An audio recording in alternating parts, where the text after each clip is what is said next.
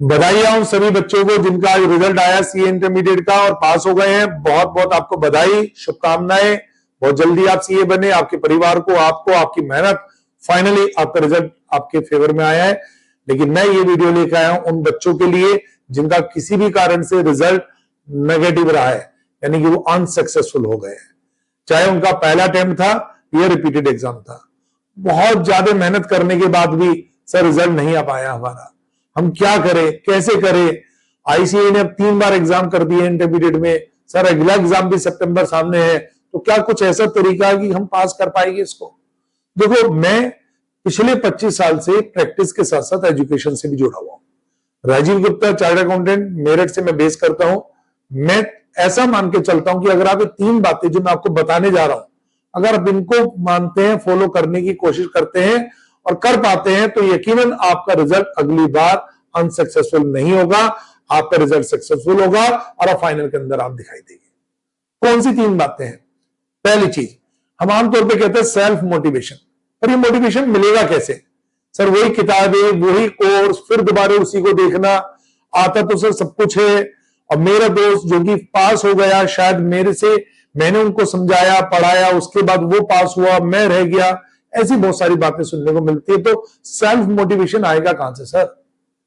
और ऐसा भी नहीं है कि जिनके 150 या 150 प्लस आए हैं वो बहुत होशियार बच्चे हैं, और जिनके 145 149 रह गए वो बहुत बेकार बच्चे हैं। ऐसा कुछ भी नहीं है बच्चों।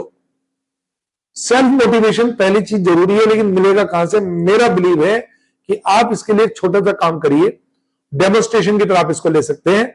आप जिस भी सिटी, जिस भी शहर से हैं, या नियर बाय जो आपकी टाउनशिप लगती है, आप वहां पर चार्टर्ड अकाउंटेंट जो कि बहुत सक्सेसफुल चार्टर्ड अकाउंटेंट है, जो बहुत नामी सी है, उनकी आप एक लिस्ट बना लो। वो हो सकता है लिस्ट टॉप 5 की बना ले सकते हैं, आप टॉप 10 की बना सकते हैं। और अगर आप उनका डाटा कलेक्ट करें, आप कहेंगे सर इसमें बहुत टाइम लग जाएगा, बहुत ज्यादा की जरूरत नहीं है, आपको बहुत जल्दी मिल जाएगा, आप उनसे मिल भी सकते हैं।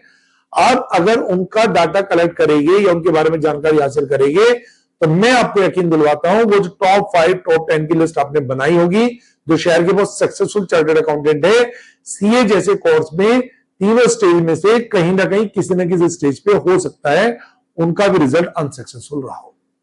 पर अगर आपकी तरह वो भी नेगेटिव सोचते और आज बैठ जाते या पढ़ना बंद कर देते, सोचना ज्यादा करते, तो वो ना तो पास होते ना सक्सेसफुल सीए बनते। तो पहला तरीका तो ये है कि जब वो सीए कर सकते हैं, वो सक्सेसफुल बन सकते हैं, कि अगर हमें लगता है कि इतने अटेम्प्ट अगर हमारे लग गए तो हमारा तो आगे भी फ्यूचर कैसे होगा, आपका फ्यूचर बहुत ब्राइट है। सीए में फेल नहीं होता कोई बच्चा, ये मान के चलिए आप। कुछ जने कहते हैं सर 100 ने स्टार्ट किया, फिर कुछ फाउंडेशन में फेल हो गए, फिर उसमें से कुछ परसेंटेज इंटर में पास हो गए, फिर आगे फाइनल में रिजल्ट में फेल हो गए, तो ऐसे चलेगी तो सर 100 में से कुछ ही बच्चे सीए बनते हैं। अब गलत सोच रहे हैं, जिनका रिजल्ट एक बार में नहीं आया वो अगले अटेम्प्ट में पास हो जाते हैं। तो मैंने तो ये देखा जो सीए में जुड़ा रहता है, एग्जाम रिपीटेशन की बात नहीं कर रहा हूं, लेकिन विश्वास रखता है, फिर से मेहनत करता है, पढ़ाई करता है, सीए बनता जरूर है।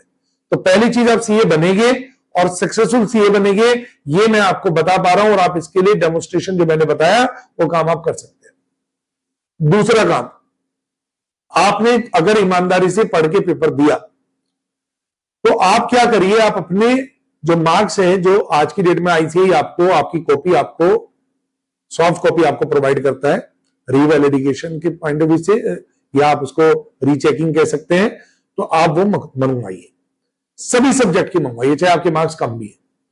कुछ कई बार हम सोचते हैं कि जिसमें एग्जामिशन आने वाली है, नियर बाय पासिंग है, उसका मंगवाना नहीं, आप सबकी कॉपी मंगवाइए, खुद भी देखिए, या फिर जो टेक्निकल ग्राउंड पे कोई टीचर हो सकते हैं, कोई आपके अपने आसपास के चार्टर्ड अकाउंटेंट हो सकते हैं, आप उनको जाके वो कॉपी या वो रिजल्ट डिस्कस कीजिए, उसमें ढूंढिए, आपको आपकी गलतियां पता चलेगी।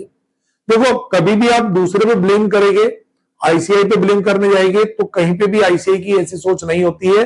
हमेशा मार्क्स आपको अच्छे मिलते हैं, सही मिलते हैं। मैं तो मान के चलता हूं कुछ जगह ग्रेस भी होता तो बढ़ के भी मिल सकते हैं, लेकिन कम कभी नहीं करता आईसीआई मार्क्स। तो आपको आपकी गलती माननी पड़ेगी। हर गलतियों को ढूंढने का तरीका यही होता है कि आप अपनी कॉपियों को देखें, टेक्निकल पर्सन से डिस्कस करें, उन कमियों को ढूंढें, कहां पर आप कंसेप्चुअली वीक कर रहे हैं, कहां आपने कम लिखा है, कहां पर आपने गलत लिखा है, या आपकी राइटिंग खराब है, व्हाटसोएवर, आप उसको पहचाने। अब पहचानने के बाद अगला और तीसरा मोस्ट इंपॉर्टेंट जो काम है, उन गलतियों पे काम करना है। उनको सुधारना है।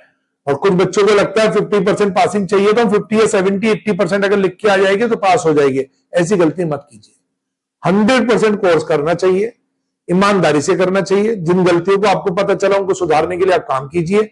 उन्हीं किताबों से, उन्हीं से पढ़िए आप देखिएगा आपका रिजल्ट आपका इंतजार कर रहा है।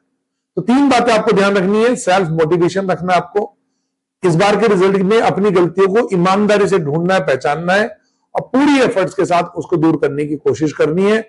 आप किसी भी तरीके से पास वाले बच्चे से कमजोर नहीं है, बस अटेम्प्ट की बात है, अगला अटेम्प्ट आपका इंतजार कर रहा है।